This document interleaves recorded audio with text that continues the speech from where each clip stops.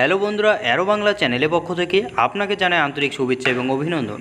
সরকারি কর্মীদের পৌষ মাসে এই দিন থেকে অ্যাকাউন্টে আসবে অতিরিক্ত ডিএর টাকা। সো আজকের ভিডিওতে আমরা কথা বলবো ডিএ নিয়ে। তো সরকারি চাকরিজীবীরা অবশ্যই ভিডিওটি শুরু থেকে শেষ অবধি দেখবেন। নতুন আর্থিক বছর শুরু হওয়ার পর থেকেই সাধারণ মানুষের জন্য দফায় দফায় সুখবর সাজিয়ে রেখেছে পশ্চিমবঙ্গ সরকার। বিগত 21শে ডিসেম্বর মুখ্যমন্ত্রী মমতা বন্দ্যোপাধ্যায়ের তরফে রাজ্য সরকারি কর্মীদের ডিএ 4% বৃদ্ধি করার প্রতিশ্রুতি দেওয়া হয়েছিল আর মুখ্যমন্ত্রীর তরফে এই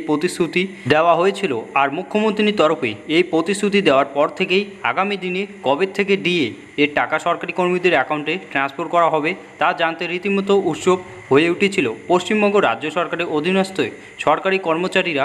আর আজকের এই প্রতিবেদনে পড়লে কবে থেকে ডিএ সরকারি কর্মীদের অ্যাকাউন্টে ট্রান্সফার করা হবে, কত টাকা পাওয়া যাবে এবং কেন্দ্রীয় হারে ডিএ কবে থেকে দেওয়া হবে তা সংক্রান্ত সমস্ত প্রকার তথ্য জানতে আজকের এই প্রতিবেদনটি পড়ুন। কবে থেকে মিলবে বর্ধিত ডিএ? নবান্নের সূত্রে খবর অনুযায়ী জানা গিয়েছে যে চলতি মাসে অর্থাৎ মে মাসে বর্ধিত ডিএ সহ বেতন পাবেন রাজ্যের সরকারি কর্মচারীরা। আগে হ্যাঁ, ইতিমধ্যেই এই বর্ধিত ডিএ সরকারি কর্মচারীদের অ্যাকাউন্টে ট্রান্সফার করার প্রক্রিয়া কার্যকর করা হয়েছে। অতিরিক্ত কত টাকা পাবেন সরকারি কর্মচারীরা? রাজ্য সরকারের অধীনস্থ কর্মীরা প্রায় 800 টাকা করে অতিরিক্ত বেতন পাবেন। কেন্দ্রীয় হারে ডিএ কবে থেকে দেওয়া হবে? কেন্দ্রীয় হারে ডিএ প্রদান করে রাজ্য সরকার সঙ্গে সরকারি কর্মীদের সংঘাত বহু পুরনো। আর রাজ্য সরকারি কর্মীদের কেন্দ্রীয় হারে ডিএ প্রদান নিয়ে বারংবার সরবরাহ করেছেন রাজ্য সরকারের অধীনস্থ কর্মীদের সংগ্রামী মঞ্চ সহ রাজ্য সরকারি কর্মীদের পরিষদের সদস্যরা। তবে বকেয়া ডিএ কিংবা মহার্ঘ ভাতা নিয়ে বর্তমানে দেশে সর্বোচ্চ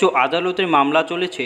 আগামী জুলাই মাসের মধ্যে সেই মামলার রায়দান করা হবে। যতদিন না পর্যন্ত সুপ্রিম কোর্টের তরফে বকেয়া ডিএ কিংবা কেন্দ্রীয় হারে ডিএ প্রদান করার সম্পর্কে কোনো রূপ দান না করা হচ্ছে, ততদিন পর্যন্ত বিষয়ে তথ্য কোনো প্রকাশ করা সম্ভব নয়। সুতরাং মে মাসে বর্ধিত হারে ডিএ পেলে কেন্দ্রীয় হারে ডিএ পাচ্ছেন না রাজ্য সরকারি কর্মীরা, যার জেরে ডিএ সংক্রান্ত মামলার দিকে তাকিয়ে রয়েছেন রাজ্য সরকারি কর্মচারীরা।